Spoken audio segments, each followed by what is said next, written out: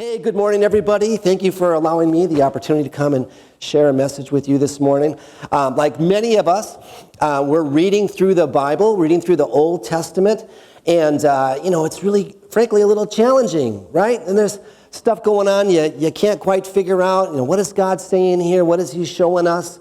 And so, as I was reading through the Old Testament with the Bible Through a Year group, I was, kind of seeking some insight to share with you and to share with the folks at Marlene Larson's funeral last Saturday.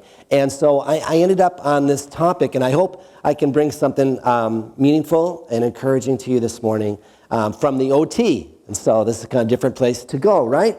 And so the title of my message is about speaking truth to power. And this is a phrase that we use here in our society, and it refers to people who have to say something that people don't want to hear. And because they speak that truth to people who are in power, it usually doesn't go so well for them, right? Anyone who speaks truth to power ends up usually like ostracized, alienated, lose their friends, their family doesn't understand them. They wish they'd get off the bandwagon and, kind of get with the program. And so speaking truth to power, is a really hard thing to do. And I've got some examples. You guys know some of these, and I'm not going to get political, as they say, but these are some names you might know and be familiar of. How's the lighting? Can you guys all see that okay? All right. So some of us know the name Eric Snowden. He was a big whistleblower, kind of versus the United States government, and there's a lot of hard feelings, really, on both sides of that equation. And Eric Snowden, of course, is, ostracized. He can't come back to the United States. He can't be here. Can't be a U.S. citizen. And those are as the result of him being a whistleblower. Some of you know about Erica Chung. She was the whistleblower against the Theranos business. This lady who said that she had a way to analyze blood and find diseases, and it was all a big scam. And Erica did this. She brought this to the public's attention, and lots of big investors lost money, and they didn't want to hear from her, and people were very mad and very angry at her. Frances versus Facebook, she was just pointing out some of the antagonistic personnel management processes at Facebook. And this also makes a big splash in society when you point out that you work for an organization that's toxic. And it's a big, popular, public organization, and they're not doing things righteously. This is a big splash. And of course, Greta Thunberg versus everyone. And I kind of take Greta personally because she basically says, if you have a carbon footprint, you're evil. And I have probably the largest carbon footprint in this community, in our church, really. I have, farms and tractors and trucks and bobcats, and I have all this land. And I am a big carbon footprint guy, and I feel like personally, attacked by some of the comments that she makes. So these are people who speak truth to power. And as a result of just being who they are, of advocating what they think is important, they do get alienated from society. And unfortunately, we too are subject to getting misunderstood, or people thinking that we take things too seriously, or that we take this Jesus too seriously, right? And we also suffer sometimes a sense of being alienated or unwelcome or misunderstood because of the things that we think are important and the things that we talk about. And in fact, this is a pretty standard pattern because it happened to these two Old Testament prophets, Elijah and Elisha, okay? Now, these two Old Testament prophets were really tough guys. I mean, these are not wimps. These two fellas are intense. Like, these are the guys who brought down fire upon the prophets of Baal, and they all burned up, okay? These are the guys who have raised people from the dead, who have stopped famines, who have supplied water and food and oil for widows and all kinds of, the list goes on and on. These are mighty, mighty men of God from the Old Testament. And guess what? They're also pretty sad, lonely, feel alienated, feel misunderstood, and are generally struggling with living. They have a hard time. And so anyway, I brought in an image. This is a painting that a cousin in Faith's family did. This is Doris Litcher. She died a couple years ago, and she did this painting, and she calls it the White Horse. And when I saw this image, I actually first thought of Elijah, because it's kind of a flaming background picture of this really intense character on a horse with a really wild eye. Can you see the really wild eye he's got there? It's just really quite a character here. And so I have this hanging in my office, this kind of image of the, overzealous kind of intense person. And sometimes I know I can be a little intense, and so I brought him along to join us in the conversation today. All right? So here we go. We're going to read and talk about this. In 1 Kings 19, 9 and 10. So then Elijah, he came there to a cave, and he lodged there. And behold, the word of the Lord came to him and said, "What are you doing here, Elijah?" And Elijah's, like I said, upset. He says, "Well, I've been very zealous for the Lord, the God of the hosts. The sons of Israel have forsaken your covenant. They've torn down your altars. They've killed your prophets with the sword, and I alone am left. And now they seek my life to take it away." He's really bummed. And so the Lord says to Elijah, "Go forth and stand on the mountain before the Lord." And behold, the Lord was passing by, and a strong wind was rending the mountains and breaking in pieces the rocks before the Lord. But the Lord was not in the wind. And after the wind there came an earthquake, but the Lord was not in the earthquake. And after the earthquake, a fire, but the Lord was not in the fire. And after the fire, the sound of a gentle blowing, a whisper. Now, I know there are times in our lives when we feel like we have to shout. Like there's so much noise, there's so many voices, there's so much competition for ideas that we feel like we need an earthquake to get people's attention. We need a fire in order to be heard. But here God is showing us another way, that there is great power in the whisper. This is something that public speakers know, that, sometimes you can ask, "Okay, everybody, let's come back from coffee break." And nobody moves, right? But you could whisper something, and people will stop talking because they want to hear, what was that? What was that he said? In a classroom, and I got to teach the third graders at Tower Rock on Friday, and I love the third graders, wonderful human beings. Incidentally, if you have little kids, you might want to know that they're being taught in the schools to ask permission for everything. This is a good thing, right? The kids should ask permission before they go and do stuff, but that does wear you down because they want to know everything. Can I do this? Can I do this? Can I do this? Oh, just go! Especially at 2:30 on a Friday afternoon, I was done answering questions. I don't care. All right? Where was I going with that? There's a time when you want to get someone's attention that you whisper. And as followers of Christ, I want to encourage us to try to kind of cop that mode. Like, let's not be so quick to yell what we think, or to assert so dogmatically our position, as if we couldn't possibly be wrong, right? And if we whisper, our words have power. If we're gentle, our gospel has legs, right? I want to encourage us to take in the whisper. And so Elijah went from there. Now this is different. I'm changing gears. All right? Let me set you up. So Elijah goes on and does his stuff, and all kinds of things happen. And this is 1st and 2nd Kings. And frankly, I know that we're reading the Bible in chronological order.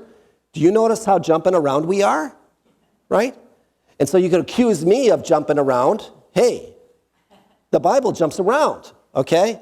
And if you read straight through, that's not necessarily chronological, okay? So neither is my message, all right? So I'm going to skip some chapters here. Some different things happen. And now Elijah with a J, is going to go and team up with his apprentice, his buddy, Elisha. So Elijah went from there, and he found Elijah, son of Shaphat. And he was plowing with 12 yoke of oxen. And he himself, Elijah, was driving the 12th pair. Elijah went up to him and threw his cloak around him. Elijah then left his oxen and ran after Elijah. He says, "Now wait. Don't go yet. Let me kiss my father and my mother goodbye. And then I will come back and I will join you." And Elijah says, "Go back. What have I done to you?" So Elijah left him and went back. He took his yoke of oxen and he slaughtered them. And he burned the plowing equipment to cook the meat and gave it to his people. And they ate. And then he set out to follow Elijah and became his servant. Another way of the kingdom is demonstrated by this prophet Elijah. Now, first of all, when Elijah adopts him or claims him as his own, he doesn't make this big flowery speech. He doesn't have this process that he has to jump through. He just throws his cloak over him. He says, "I'm going to cover you. You're with me." And that's all that Elijah needs to hear. Okay?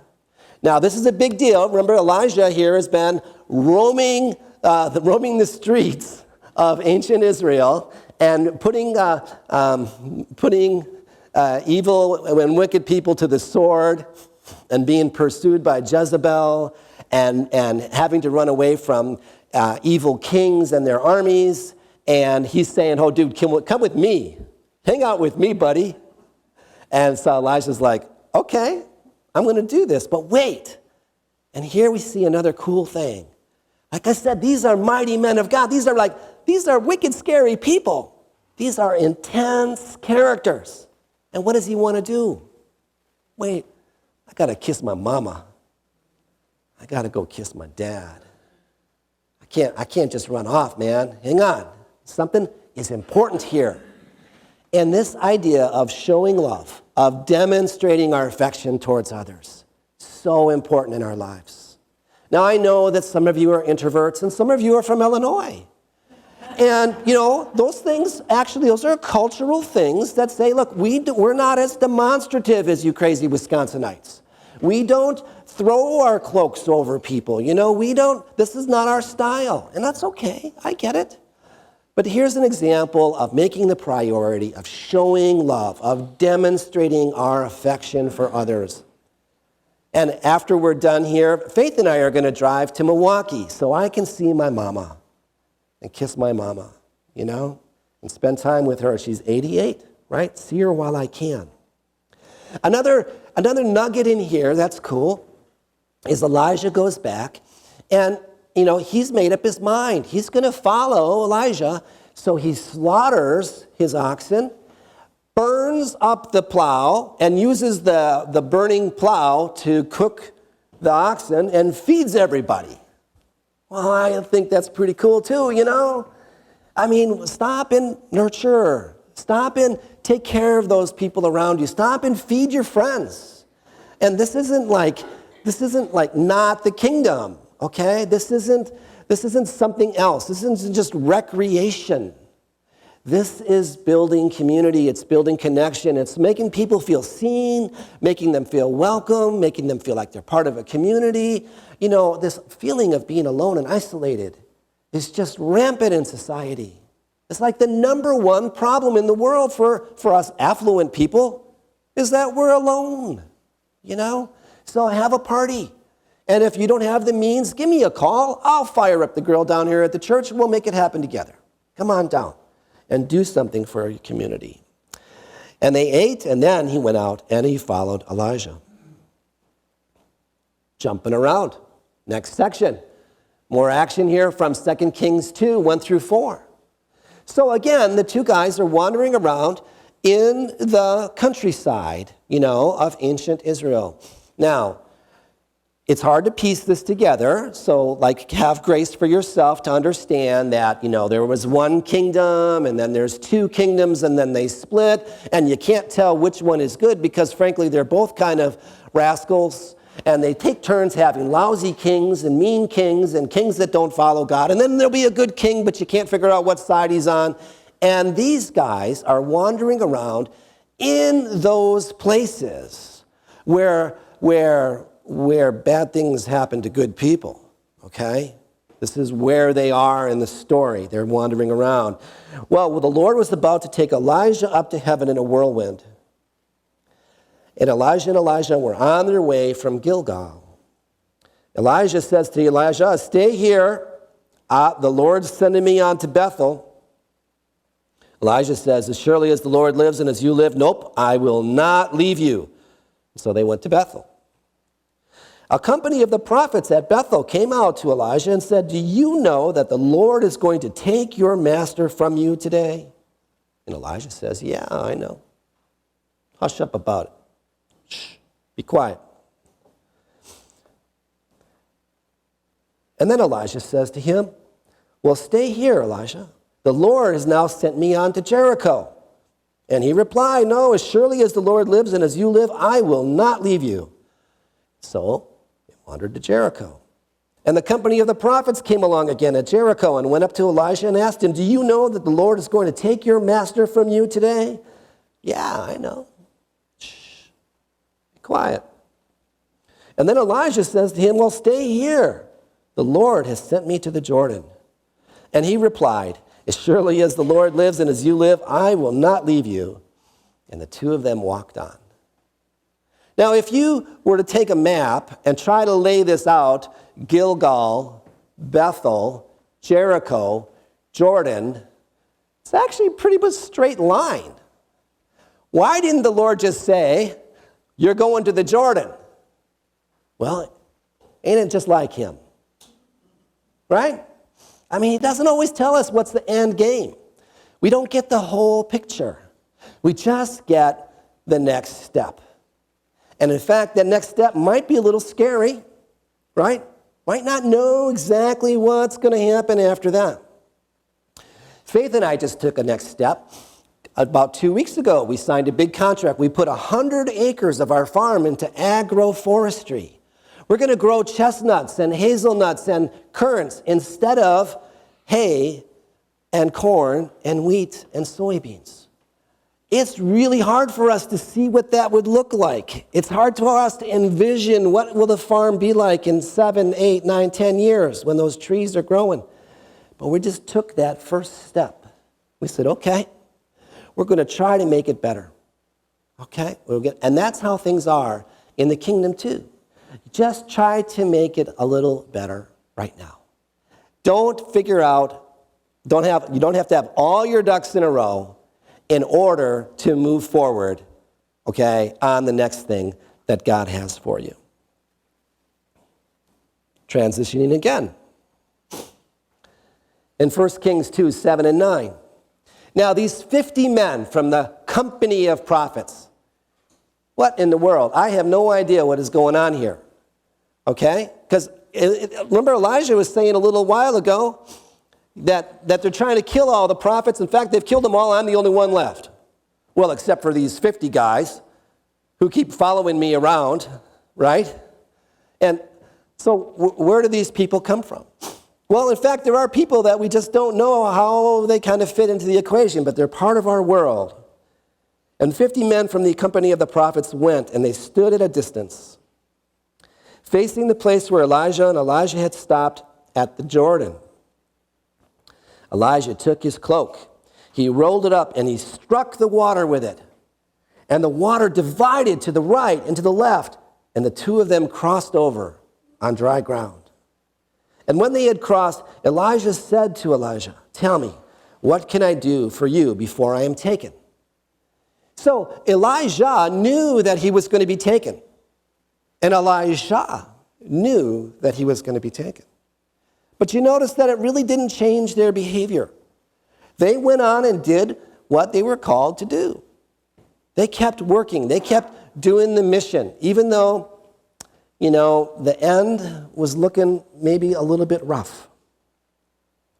And when Elijah strikes the water, this is kind of reminiscent, right, of the Israelites reaching the Jordan, right? and the Jordan splits and they cross the Jordan into the promised land. It's also reminiscent of the Red Sea, right? When the Israelites are leaving Egypt and they come to the sea and Moses raises his staff and the sea splits and they cross the sea. And this image of the water breaking and a clear path being made for people to go through, this is repeated, right, through our scriptures. And it's also an image kind of Jesus making a way for us, parting the waters for us, giving us a clear path forward, even if we don't really know what's going to come down the road. And even when we know, like, for example, that our days might be short. So it's important for us to take these things into consideration. So what does Elijah, what do you think he's going to ask of Elijah? Now, he has seen Elijah doing all these mighty miracles. He's seen Elijah in the presence of kings and queens and telling them what's for, all right? He's seen a lot going on. Well, what do you think that Elijah would want? Would he want longevity? You know, let me not die by the sword, you know, like so many of our friends have, right?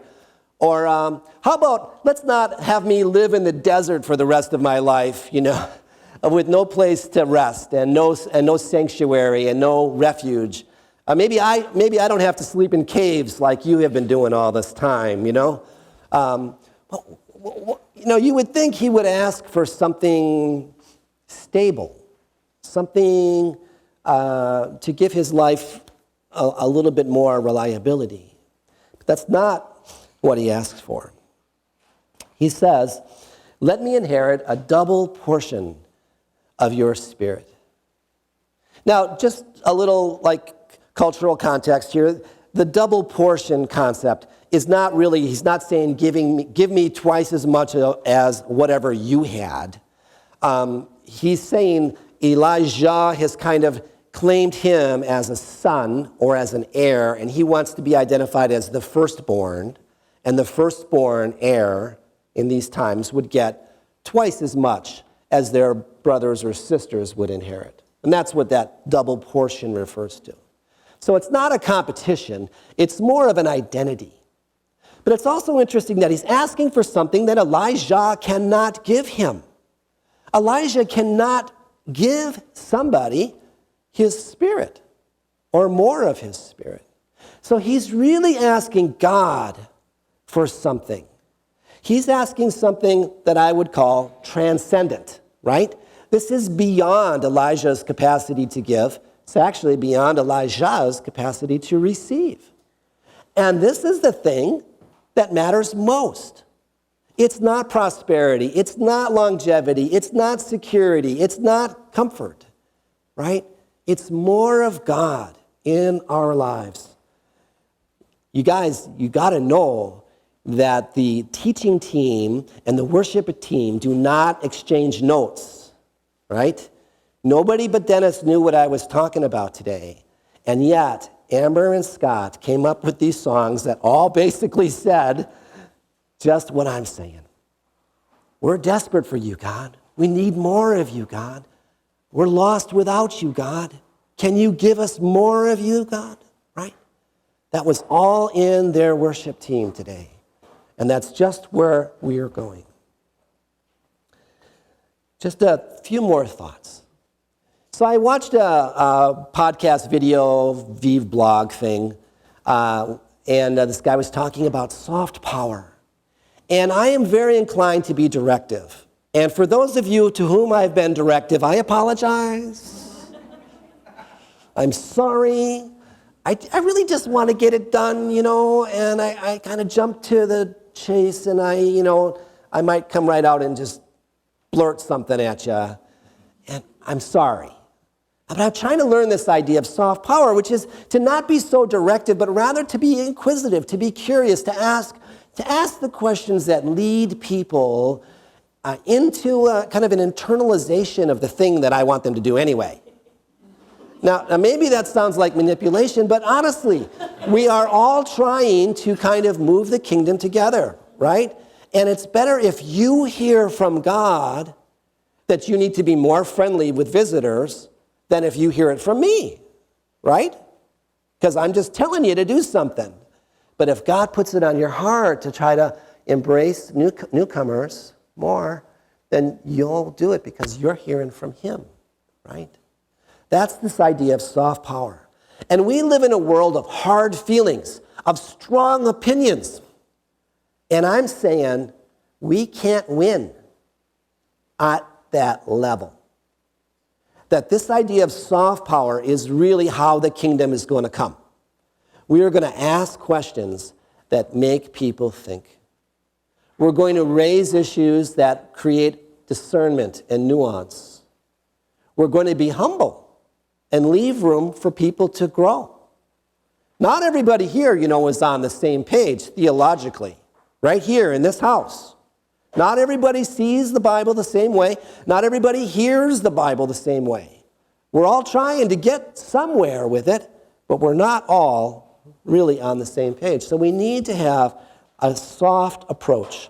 And so here in summary, here's kind of what I got out of Elijah and Elisha.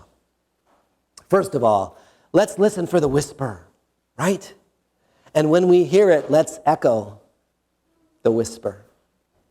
And like Elijah, who was working in the fields, plowing, he didn't quit. He didn't go off thinking, I'm going to get called. I don't have to get ready. I don't have to worry about next year's planting. He kept working. Let's keep working, right? Keep at it. Keep doing it.